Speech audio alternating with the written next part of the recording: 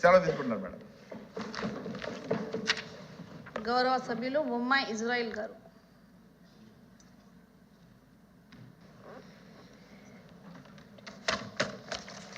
అధ్యక్ష, గౌరవ ఆర్థిక మంత్రివర్యులు ప్రవేశపెట్టిన ఓటాన్ అకౌంట్ బడ్జెట్పై నాకు ఇచ్చినటువంటి అవకాశానికి సభకి మీకు ధన్యవాదాలు తెలియజేస్తున్నాను అధ్యక్ష. ఈ బడ్జెట్ రాష్ట్ర ప్రజల ఆకాంక్షలకు అర్థవంతమైన అర్థం పట్టేలా ఉంది అధ్యక్ష. ముఖ్యమంత్రి శ్రీ వైఎస్ రాజశేఖర రెడ్డి గారు అఖండ విజయం సాధించి ప్రమాణం చేసేటప్పుడు ఒక మాట చెప్పారు అధ్యక్ష, వ్యవస్థ మొత్తాన్ని ప్రక్షాళన చేస్తారని. చేసిన వాగ్దానాన్ని నిలుపుకున్నారు అధ్యక్ష.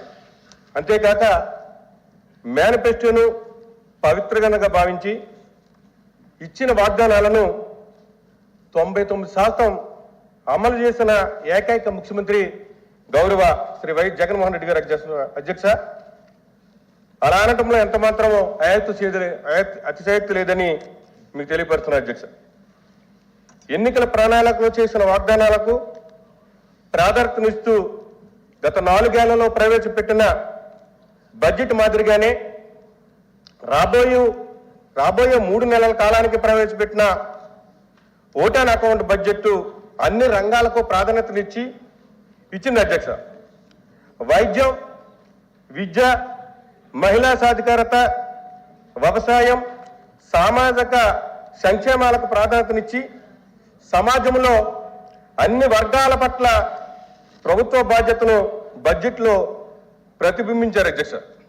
ప్రత్యక్షంగాను పరోక్షంగాను 4.21 లక్షల కోట్ల రూపాయలు అర్హులైన పేదరందరికీ అందించి వారిని పేదరికం ఊపు నుంచి బయటపడేందుకు దోహదం చేసిన ముఖ్యమంత్రి శ్రీ వైఎస్ జగన్మోహన్ రెడ్డి గారు అధ్యక్ష.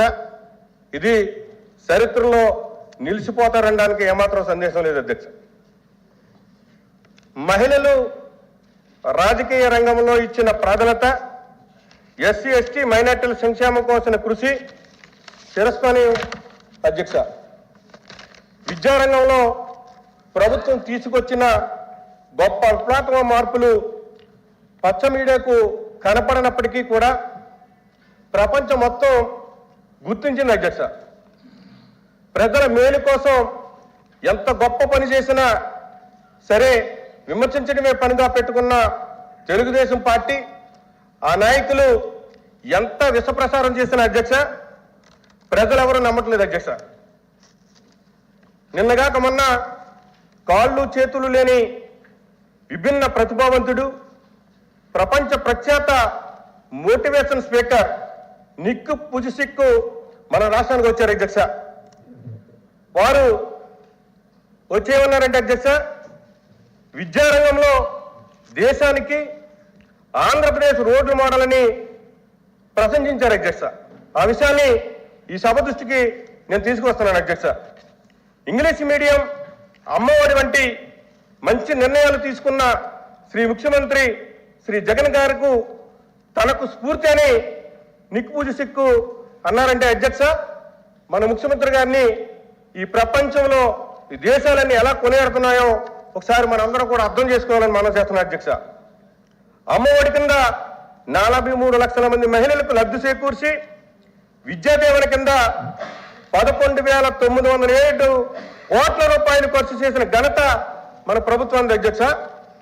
పేద విద్యార్థులకు ఉచితంగా సుమారు 10 లక్షల ట్యాబ్లు పంపిణీ చేసి అన్ని పాఠశాలలో ఇంగ్లీష్ మీడియం ప్రవేశపెట్టిన విజనరీ మన ముఖ్యమంత్రి జగన్మోహన్ రెడ్డి గారు అధ్యక్ష. ఎందుకంటే అధ్యక్ష, నాడు నేడు ద్వారా పేజ్ 1 కానీ పేజ్ 2 ద్వారా కొన్ని వేల కోట్లు ఖర్చు చేసి ప్రతి హై స్కూల్కు 1 కోటి రూపాయల పైగా మౌలిక వసతులు ఖర్చు చేసి కార్పొరేట్ స్కూల్కు ధీటుగా ప్రభుత్వ స్కూలును తయారు చేసిన ఘనత జగనన్న ప్రభుత్వానికి అధ్యక్ష. గత ప్రభుత్వంలో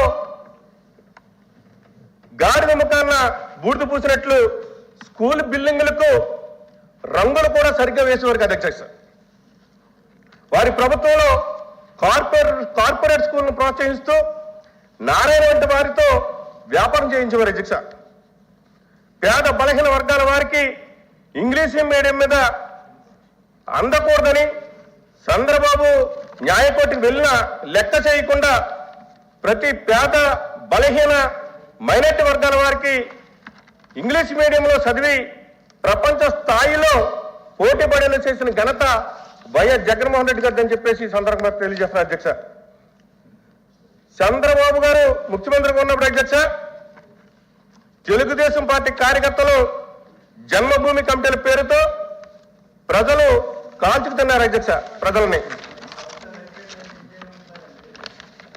అంటే అప్పుడు చేసినటువంటి ఇప్పుడు చేస్తున్నటువంటి జగన్మోహన్ రెడ్డి గారు చేస్తున్నటువంటి కార్యక్రమాల గురించి చెప్తున్నారు అధ్యక్ష.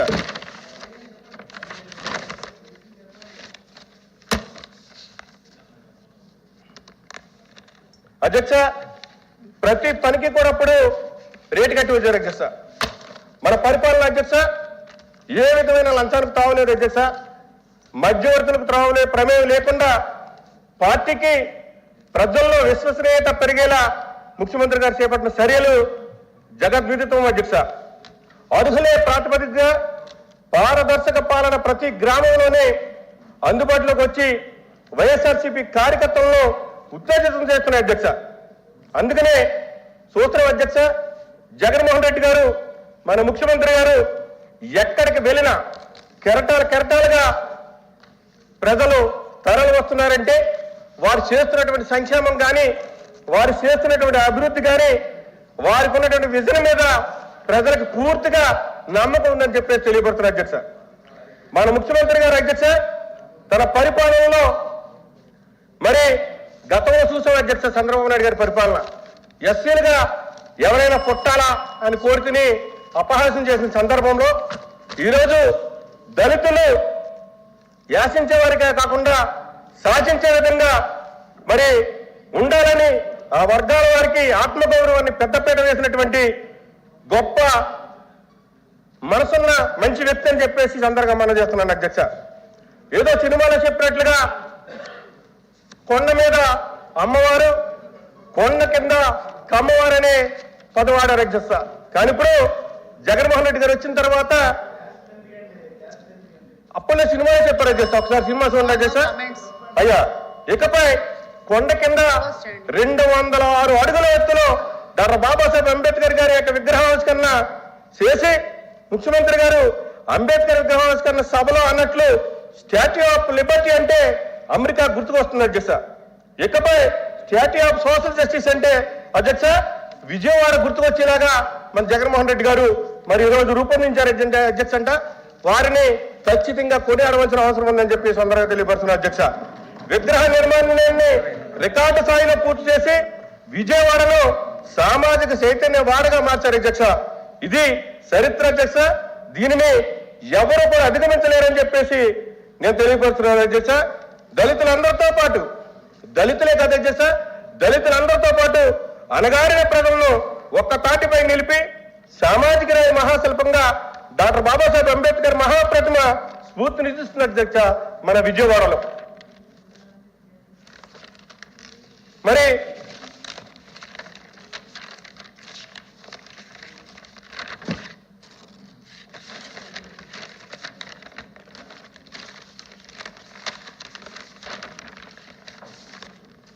అధ్యక్ష